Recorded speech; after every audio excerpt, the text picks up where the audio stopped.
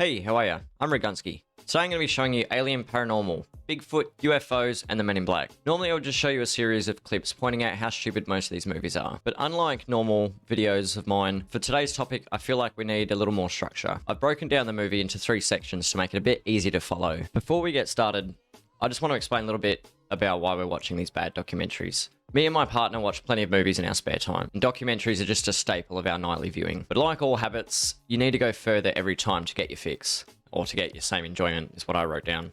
Sorry. So down the rabbit hole we went. Out of all the documentaries though that we came across, the most interesting ones for us were the ones that aren't purposely bad, and still trying to use an insane premise for sort of clickbait. Not that you should ever do that for clickbait. So you're probably wondering what makes this one different. Well, I have prepared said graph. On the bottom, we have your standard reasonable documentaries. Your Attenboroughs, your David Tennant talking about ants, that sort of jazz. You would put that somewhere in about this territory. More reasonable than anything else. Today's video sits somewhere, I'm going to say here. It's fucking mental. Actually, no, fuck, I fucked that up. There we go, that makes more sense. So without further ado, oh fuck. Without further ado, I present to you...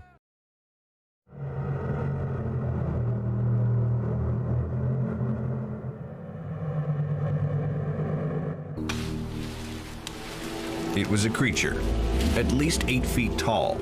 On this particular night, this gentleman was shaving, and he was in the bathroom, he was cleaning up, and he turned around and, for whatever reason, he was looking at the window, and at the window were these 2 large glowing red eyes that were staring at him. And he was quite shocked. Some of the other family members, and they all smelled this unusual odor they described like rotten cucumber, a very strong odor. So as you can see straight away, they don't shy away from showing Bigfoot in this one. Very different to the last documentary series that we've been watching. They'll usually have a slow build up. They'll show you a bunch of random UFO sightings to try and link that together. This one just goes straight in, no kissing, just... It involved 2 teenage girls. They were in a rural area, and they were waiting for somebody to take them somewhere. They were waiting for a ride. And as they were standing there in this wooded area, this very large, hairy creature, man-like creature with long arms and covered with hair, walked across the road into the woods. Do you see it? The sighting of the creature was strange enough, but what they said was that the creature had in its one hand a small glowing sphere of light.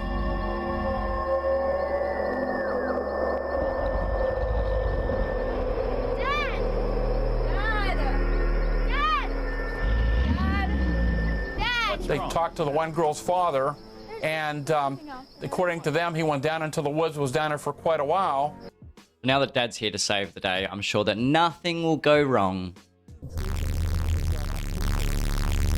Where are you? Now, whatever previously conceived notion you have about the Men in Black, you're going to need to forget that. These are slightly different. These are the robed men in brown. Strange happenings torment those who drive its dark highways. Bizarre time-lapse experiences, which are relived as nightmares. It's a place where contact with other worlds is as close as a trek in the nearby woods. Told ya. When did I tell ya? A long time ago.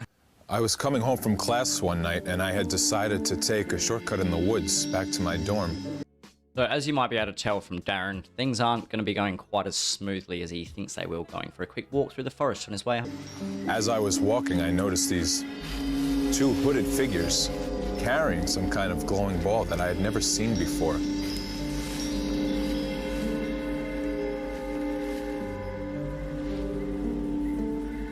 As I went to get a closer look, I realized that they had noticed me. So I froze, I panicked, I had no idea what to do. And I just stood there, and as they came closer, the ball got brighter and brighter, and I was just transfixed by the lights like a deer in a headlight.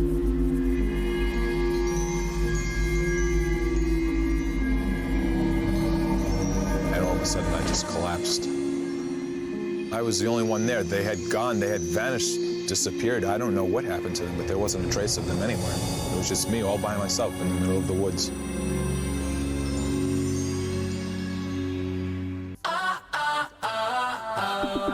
Here I am in front of one of the stone chambers, one of the many stone chambers in the Hudson Valley. This stone chamber is located on a property in Kent Cliffs in the Carmel area, and there's no coincidence that these stone chambers are centered around an area that has a great many reports of paranormal phenomena. So you may be wondering what paranormal phenomena he might be referring to, but we're about to find out. And I spotted this chamber, kind of a stone structure. And there was this light coming out from the entranceway. And I thought there must have been somebody inside or something, so I started to walk down in. In an instant, this invisible force just smacked me in the face and knocked me into a stone wall behind me. And I just kept struggling to get free, but I couldn't. So as intense as this scene is, I think we can do a lot better. What do you reckon?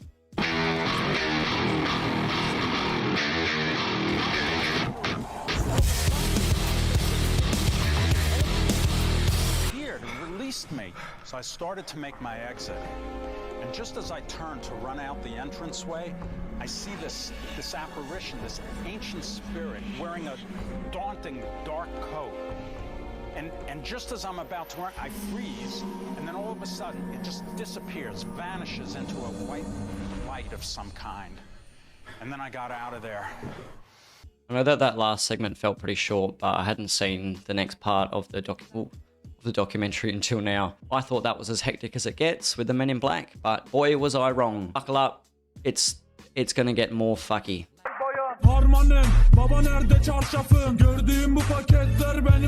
Lucky looked out the window, and what he saw would haunt him for the rest of his life. Coming up towards the house and looked in. Jesus Christ. Lucky Sutton grabbed his shotgun and fired through the window. The face disappeared. Lucky and Billy Ray, now armed as well, decided to go outside to find out what happened to the creature they'd shot. As Taylor stepped out onto the porch, a huge hand reached down from the overhang, grabbed him by the hair, and tried to pull him up. Taylor managed to get free and was with ammunition. Now the two men started firing at these little beings as if they were in the fight of their lives. But what happened when they fired was even more terrifying.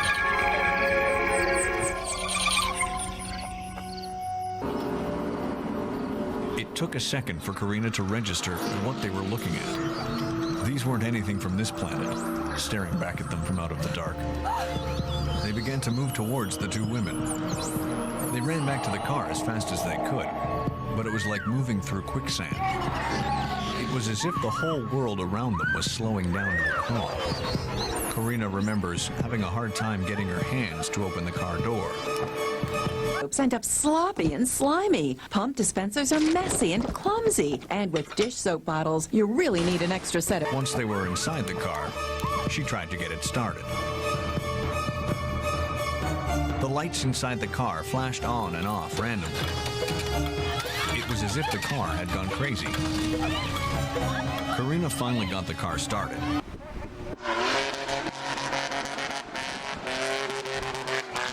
Alright, so I think you get it.